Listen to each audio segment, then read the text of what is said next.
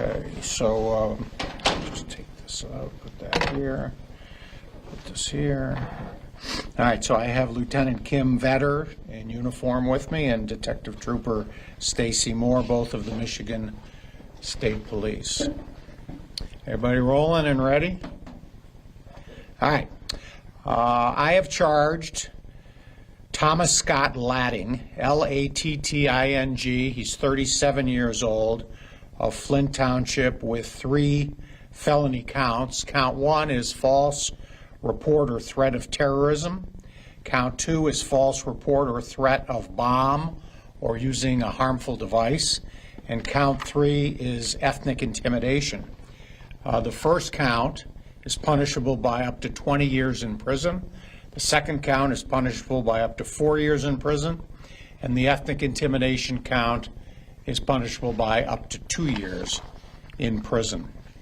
On Monday, February the 12th this year, our victim was working as an after-school teacher at the McMonigle Elementary School in the Westwood Heights School District. A parent, identified as Mr. Latting, arrived at the school to pick up his daughter. Latting became upset regarding the dismissal time for his daughter following an after-school activity. He then began yelling racial slurs and yelled, and I quote, "I'm going to come back and kill all of you and burn this bitch to the ground," end of quote. While stating this threat, Latting was pointing at the school and other staff members. Our victim stated that she had legitimate fear for Latting and feared that he would follow through with his statements, so she reported it to the Westwood Heights school superintendent. The victim then contacted the Mount Morris Township Police Department. The FBI Threat Center was also informed, as was the Michigan State Police Intelligence Center. Mr. Latting previously served a 7-year prison sentence after pleading guilty in 2009 to 1 count of explosives, 1 count of arson of a dwelling house, and 3 counts of assault with a dangerous weapon. I tell you that because that was taken into consideration as part of the probable cause analysis. Mr. Latting appears to have a volatile personality based not only on this incident, but his past criminal record.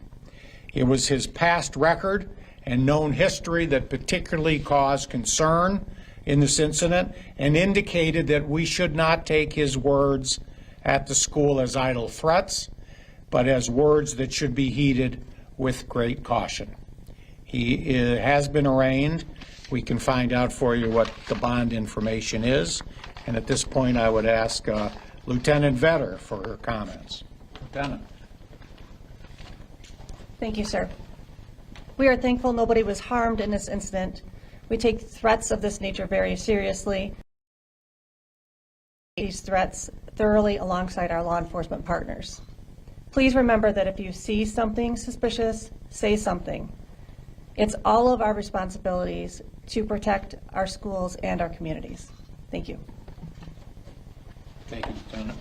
And I just want to reiterate that those of you who cover me regularly know that oftentimes I don't talk about past criminal histories of accused individuals because they're innocent until proven guilty, and Mr. Latting is certainly innocent until proven guilty in this case. But I told you about his prior because it did factor into our consideration as to the issue of probable cause, which we have to find before we issue any warrant out of my office. I take the issuance of warrants very, very seriously. Having said that, I want to thank the Michigan State Police. I want to thank the Mount Morris Township Police, and I want to thank the FBI, all for the fine investigation and their assistance in this case, which resulted in these charges. With that, I'll try to answer any of your questions. Go ahead. Can you tell us, even if you have to water it down, what type of racial slurs were used in this incident? Yeah, he used the N-word. as he was making threatening remarks. One time or multiple times? I think it was more than once. And there's just no place for that. I mean, I will charge ethnic intimidation whenever the facts fit the particular incident. I've always been a believer that the ethnic intimidation law in Michigan is not strong enough.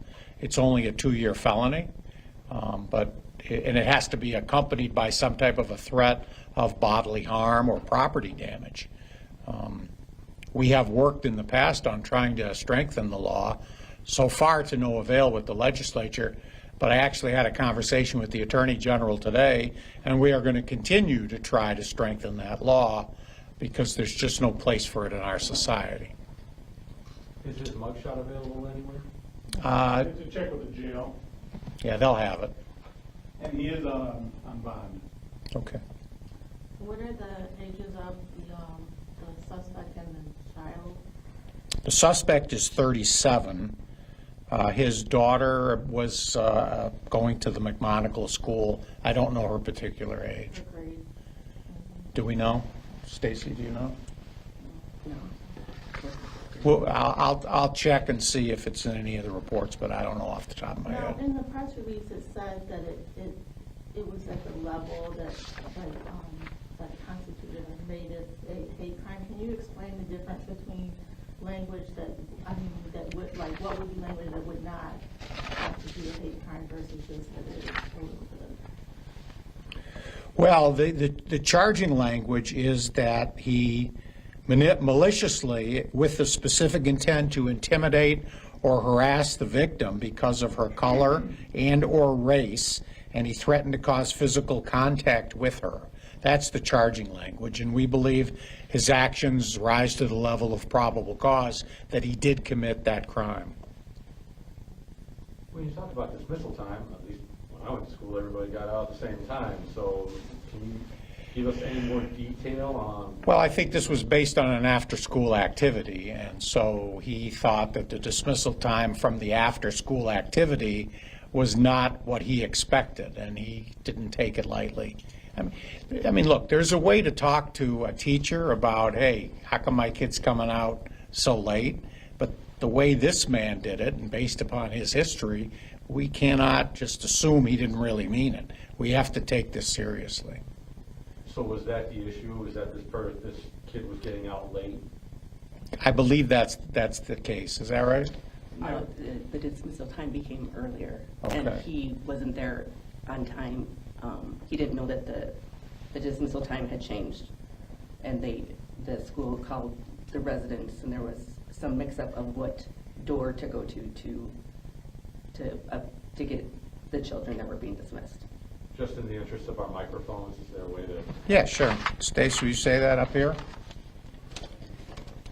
The dismissal time was earlier than what he had expected, so the school contacted his wife, and there was some confusion of what door to pick his child up at, which then became the issue of him being upset.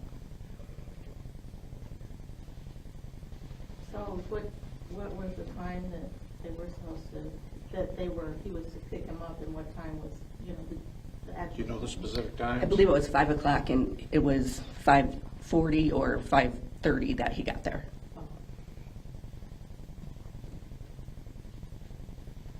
Anybody else? All right. Appreciate you covering. Thank you very much. Have a lovely weekend. I'll be sending a press release out shortly to everybody, all the media. Thank you. I don't have it with me. You're on my list, so I'll send it to you. Yeah.